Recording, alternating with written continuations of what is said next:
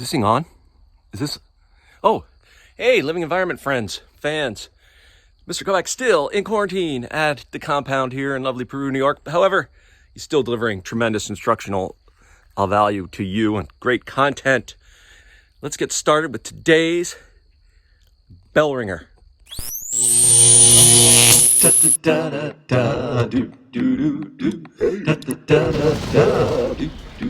All right. Hey now. Mr. Kovac's class.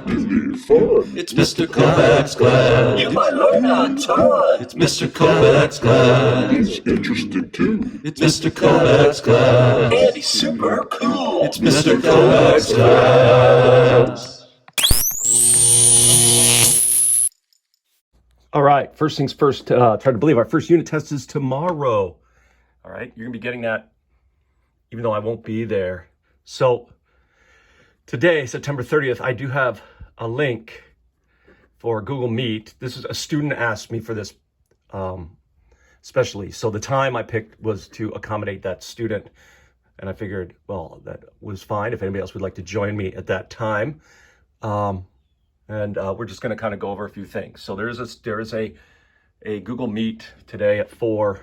The link is in the stream. All right. Now, yesterday, those who had lab, you did the graphing boot camp. And those who have lab today are going to do the graphing boot camp. And yeah, let's look at this part of the graphing boot camp. I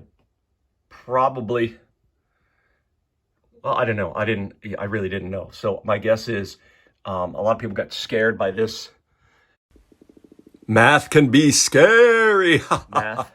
I expect you should be able to do mean, median, and mode, right? Those are not high school level statistics, but to do percent deviation, so you can cross off number 15, number 16, and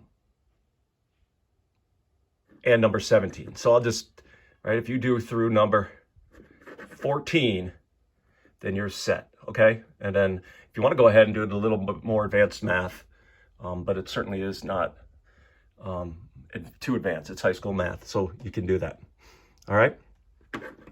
Secondly, let's see. What I want you to do, What I want you to do is, when you do the lab today, or if you did the lab yesterday, right, when you open up the Graphing Bootcamp lab, when you make your spreadsheet, remember you're going to make spreadsheets. Okay, there's a cool little here. I'm just going to throw in some dummy data, as I call it.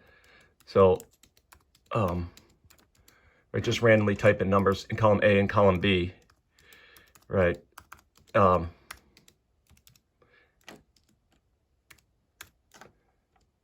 so I just randomly typed them in. If you make a scatter graph of this, so you insert the chart, and you insert, right, there's the column version, but if that was a scatter plot, right, it plots all the points.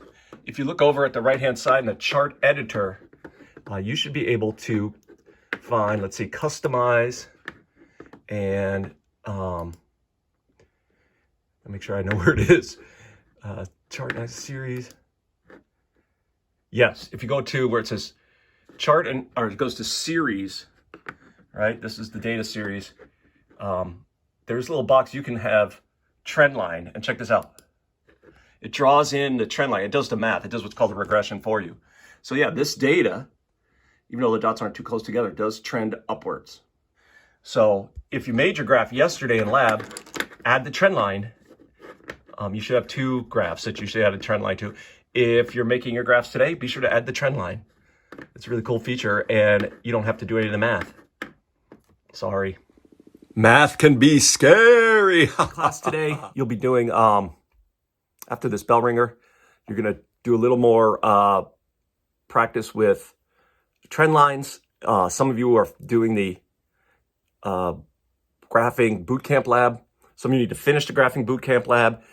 If you've done everything at the end of whatever time you have today, I would recommend going to the stream and finding my study guides and practicing, maybe even working with a neighbor. Well, I would have you work with a friend, but I'm not here because of COVID exposure at school. So I would recommend just staying in your seat.